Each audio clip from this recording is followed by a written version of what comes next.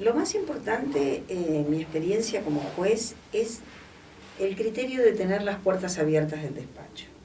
Las puertas abiertas del despacho significa que el abogado siente la tranquilidad de poder acercarse al juez y plantearle sus inquietudes.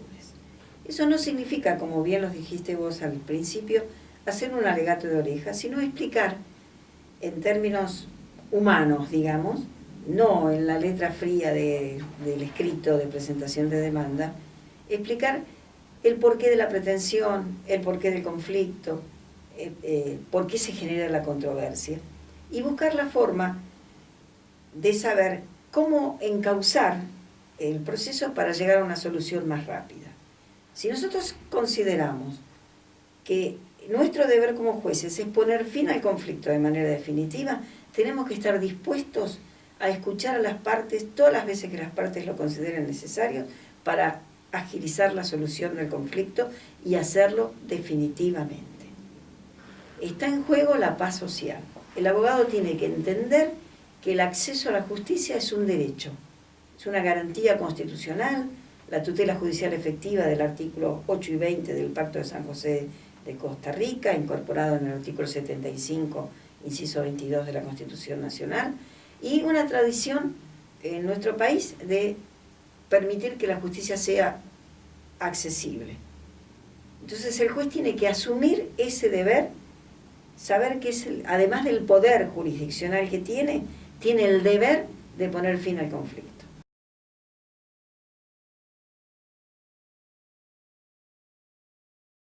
Hay como una especie de resquemor a plantear recursos como la revocatoria o la aclaratoria.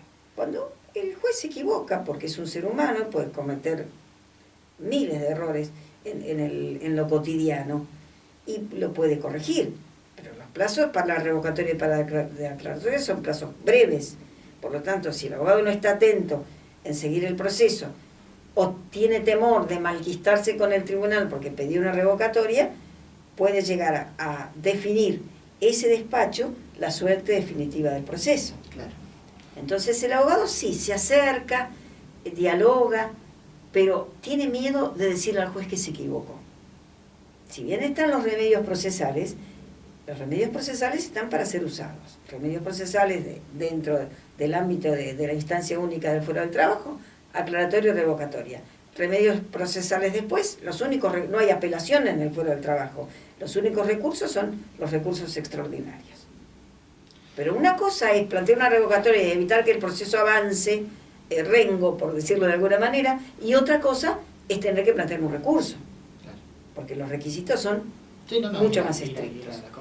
De ahí la necesidad de que el juez tenga un rol dinámico, sea protagonista del proceso. Exacto. Pero hay dos protagonistas en el proceso, el juez y los abogados.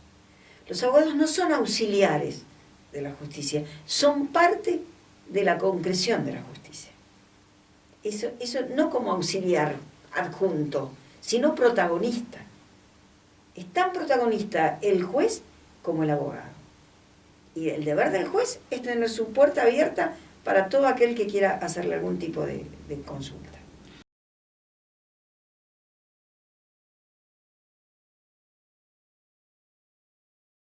No, lo que nunca puede pedir, es cuál va a ser el resultado del proceso. Porque va a depender de la prueba. Bien, ¿cierto? eso no. Va. Pero sí puede decir, doctor, yo pedí una incapacidad por una hernia y pensé que la incapacidad era el 30%, cuando el baremo está diciendo el 10%, por poner un ejemplo. ¿Podemos ponernos de acuerdo? No. Ya no la va a modificar porque la demanda plantea los términos, pero se va a tener que dar cuenta que si hay un ofrecimiento de la contraparte, lo va a tener que aceptar. Exactamente. Porque si no, va camino directo a un rechazo de la pretensión. O sea, todos esos criterios que, si yo quisiera saber el criterio del juzgado, puedo ir, ver los fallos anteriores y tomar el criterio del juzgado, eso tiene que estar a disposición para una charla normal. Sí. Yo considero esto, ¿cuál es el criterio del juzgado? Es una buena práctica preguntar cuál es el criterio del juzgado. Perfecto. Así como es una buena práctica ante la eventualidad de plantear un recurso extraordinario, saber qué opina la doctrina legal de la Corte. Exacto. Entonces, no es el alegato de oreja, no es buscar un palenque a donde rascarse. Claro. Su señoría tiene tal criterio, este criterio que tiene su señoría, ¿se condice con la pretensión que yo he hecho? ¿Se adecua al conflicto o a la controversia? Y el juez le va a decir, mire, no, nuestro criterio es este o es el otro, o vea los anales jurisprudenciales, pero sí la necesidad de acercarse despojado de todo temor.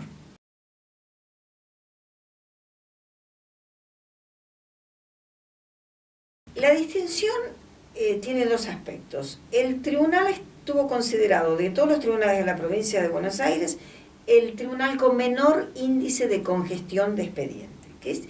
¿Qué se congestionan? ¿Cuándo se congestionan los expedientes? Cuando se van acumulando sin 2010, 2011, 2013, 2014 y se van acumulando expedientes sin resolver. El hecho de resolverlos dentro de un lapso promedio entre 1 año y 1 año y medio hace que se vaya descongestionando. La otra distinción es a las buenas prácticas procesales que nos da la Corte, porque se buscó la forma de que los oficios sean no diligenciados por el abogado, sino el tribunal llama por teléfono a la oficina a la cual se le solicita algún tema, algún informe, y se hace un acuerdo con esa, por ejemplo, con el Banco Nación, con otras instituciones, y de la misma manera, telefónicamente lo contestan.